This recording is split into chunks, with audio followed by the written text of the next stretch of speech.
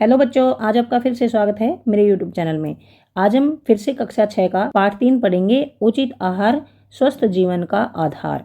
तो इस पाठ में करेंगे हम वसा के लिए परीक्षण 3.3.2 वसा के लिए परीक्षण। अब किसी भी खाद्य पदार्थ में वसा होता है या नहीं, इसके लिए हम परीक्षण करेंगे। इसे कहते हैं वसा के लिए परीक्षण। क्रियाकलाप 3.6, इसके लिए क्रियाकलाप 3.6 करते हैं। क्रियाकलाप 3.5 में मंड की उपस्थिति का पता लगाने के लिए आपने जिन खाद्य पदार्थों का परीक्षण किया था उन्हीं की छोटी सी मात्रा ले लें। जिन खाद्य पदार्थों का परीक्षण किया था उन्हीं की छोटी सी मात्रा ले लें। तो इससे पहले हमने क्या पढ़ा था कि वसा किस में होता है? वसा उन खाद्य पदार्थों में होता है जो चिकने होते हैं, जिनमें से तेल निकलता है। यानी अगर किसी भी खाद्य पदार्थ में से तेल निकलता है तो इसका मतलब है कि उसमें वसा होता है। तो ये अंदाजा तो आप लगा सकते हैं, लेकिन हम चेक करेंगे कि उसमें वसा होता है कि नहीं। मान लीजिए हम मूंगफली ले लेते हैं, मूंगफली में चेक करते हैं कि उसमें वसा है या नहीं। तो जिस भी खाद्य पदार्थ में हमें चेक करना है कि उसमें वसा है या नहीं, उस खाद्य पदार्थ के एक छोटे से भाग को कागज के अलग अलग टुकड़ों पर रखें। प्रत्येक खाद्य पदार्थ, देखिए इस क्रियाकलाप में तो सभी खाद्य पदार्थों को ले रखा है। ये जो खाद्य पदार्थ हैं, ये जो हैं आलू का टुकड़ा, खीरा, रोटी, ब्रेड, उबले चावल, उबले चने, कुटी मूंगफली, तेल, मक्खन, कुटा हुआ नारियल, ये ले रखे हैं। तो हम सबको भी ले सकते हैं, किसी एक में भी चेक कर सकते हैं। प्रत्येक खाद्य पदार्थ के एक छोटे भाग को कागज के अलग अलग टुकड़ों पर रखें। हम कागज लेंगे, कागज, और उस पर ये पदार्थ रख देंगे। कागज पर कागज फिर मोड़ देंगे। खाद्य पदार्थ को कागज में लपेटें और उसे दबाएं। ध्यान रखें कि कागज फटे नहीं।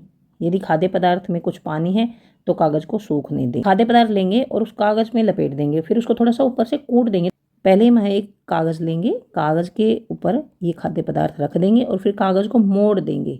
कागज को बीच में से मोड़ देंगे, मतलब इसको ढक देंगे, और फिर ऊपर से हथौड़ी से या किसी चीज़ से ऐसे हल्के हल्के से उनको कूट देंगे। फिर हम देखेंगे कागज के ऊपर कुछ धब्बा सा लगेगा, चिकना चिकना सा धब्बा सा लगेगा। तो फिर कागज को थोड़ा सा सूखने भी दें, क्या पता वो धब्बा पानी का हो। तो खाद्य पदार्थ में कुछ पानी है तो कागज को सूखने दें। क्या कागज पर किसी प्रकार का तेल या धब्बा बन जाता है? हमें ये देखना है कि कागज पर किसी प्रकार का तेल या धब्बा बन जाता है क्या? तेल जैसा धब्बा। आपके अनुसार इस तेलीय धब्बे के आने का कारण क्या है? अगर उसमें तेलीय धब्बा बनता है तो आपके अनुसार इस तेलीय धब्बे के आने का कारण क्या है? यदि खाद्य पदार्थ में तेल या मक्खन उपस्थित है तो यह कागज पर एक तेलीय धब्बा छोड़ देगा। यदि खाद्य पदार्थ में तेल होगा तभी तो उस कागज पर तेल लगेगा, तेल या मक्खन। तो ये खाद्य पदार्थ कागज पर एक तेलीय धब्बा छोड़ देगा। अब कागज को प्रकाश के सामने लाइए। क्या आपको इस धब्बे से होकर आने वाला प्रकाश धुंधला दिखाई देता है? कागज पर तेलीय धब्बा खाद्य पदार्थ में वसा की उपस्थिति दर्शाता है। अब कागज को हम धूप में ले जाएंगे और उसमें से देखेंगे तो हमें उसके अंदर से धुंधला दिखाई देगा।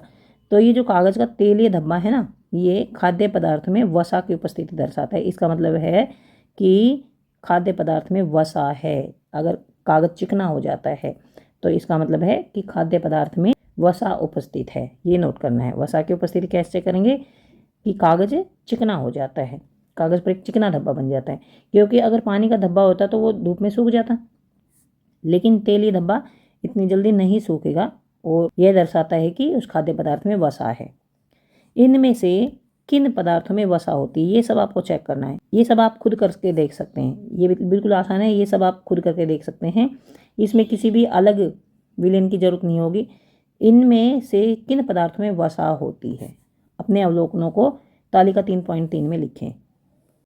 ये है तालिका 3.3, खाद्य पदार्थों में पोषक तत्वों की उपस्थिति का पता लगाना। यहाँ पर खाद्य पदार्थ का नाम है, मतलब ये लिए खाद्य पदार्थ, ये खाद्य पदार्थ का नाम है। मंड की उपस्थिति। आयोडीन के परीक्षण से पहले आलू कैसा था और आयोडीन के परीक्षण के बाद कैसा हो गया? नीला काला हो गया। वसा के परीक्षण में तेलीय धब्बे, अनुमान हाँ या नहीं। हम अनुमान लगाकर देखेंगे कि आलू में वसा होगा कि नहीं। तो हम मानते कि आलू में वसा नहीं होगा।